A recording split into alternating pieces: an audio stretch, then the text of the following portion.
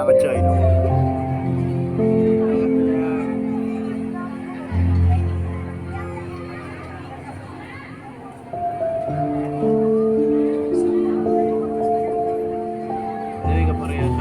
San Lazaro ng Bitari. Panalangin mo kami. Palakpakan po natin si San Lazaro.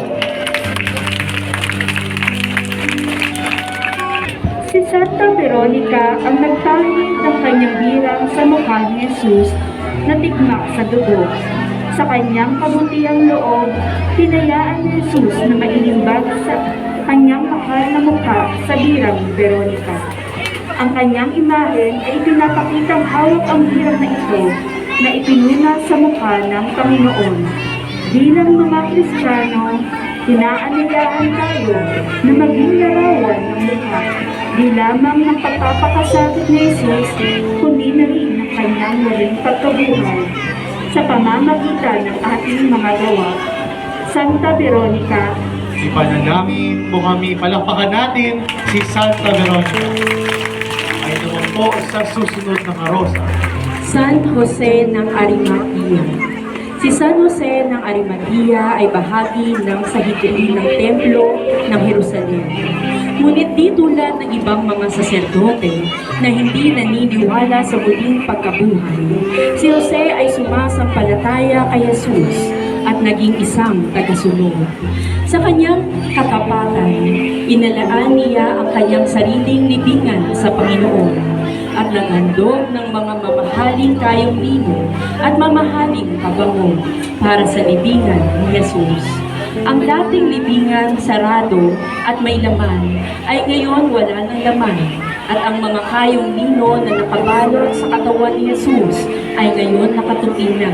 Tanda na tunay ngang muling nabuhay si Jesus.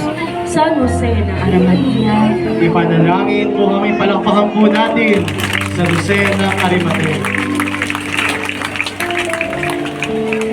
ang susunod na karosa, Santa Maria Jacobe.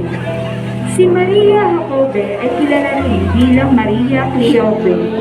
Ayon sa Ebanghelyo ni San Mateo, siya ang asawa ni San Cleopas na kapatid ni San Jose at ina ni Santiago ang nakababata.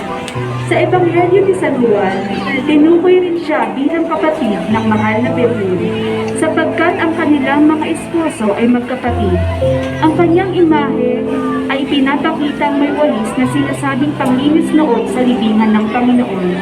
Ayon sa Ebanghelyo, madaling araw pa lamang ng linggo ay nagtungo sa libingan ni Jesus sina Santa Maria Jacobe, Maria Salome at Maria Magdalena, kung saan sila ang mga naging unang saksi ng pagkabuhay ng Panginoon.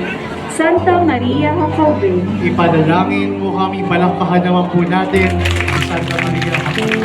ang kalimbang karosa, si Santa Maria Magdalena.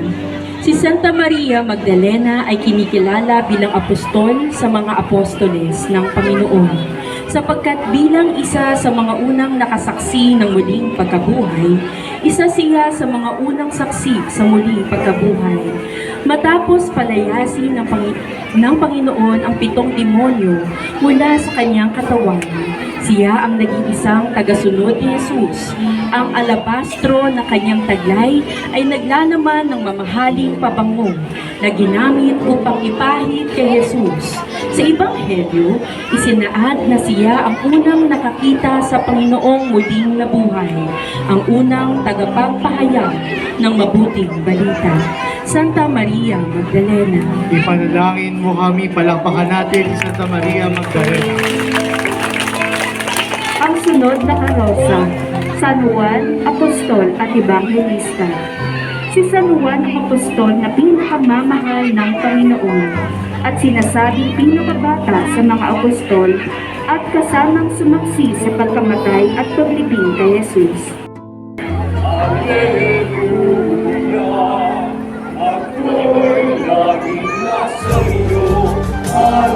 Wagayway natin ang ating mga panyo. Hallelujah.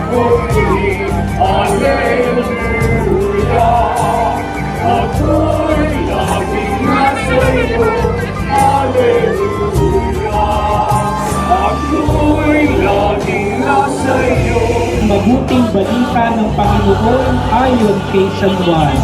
Papuri sa iyo, Panginoon. Sinabi naman ni Jesus, ako ang muling pagkabuhay at ang buhay. Ang nananalig sa akin, kahit mamatay, ay muling nabubuhay. At sino mang nabubuhay at nananalig sa akin, ay hindi mamamatay kailanman. Pinaniniwalaan mo ba ito? Opo, Panginoon, sagot niya. Nananalig ako sa iyo. Kayo po ang anak ng Diyos, ang Mesiyas na inaasahang paparito sa sanlibutan. Mga kapatid, ang mabuting balita ng Panginoon. Pinupuri ka namin, Panginoong Jesucristo. Pagkita ni Jesucristo ang aming Panginoon, kasama ng Espiritu Santo, pa sa walang hanggan. Panalangin sa pagtatanggal ng belo ng ating mahal na Virgin Maria. Ang itim na belo ng mahal na ina ay sumasagisal sa takot at dalamhati na nadama ni Maria sa pagpapakasakit ng kanyang anak. Ngayon sa pagtatanggal ng belong ito, mapawi rin nawa ng ating Panginoong Jesucristo ang mga kadiliman at kalungkutan na ating nadarama sa ating buhay.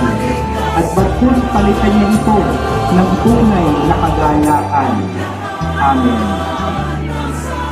Ang pagtatanggal ng belo sa mahal na ina.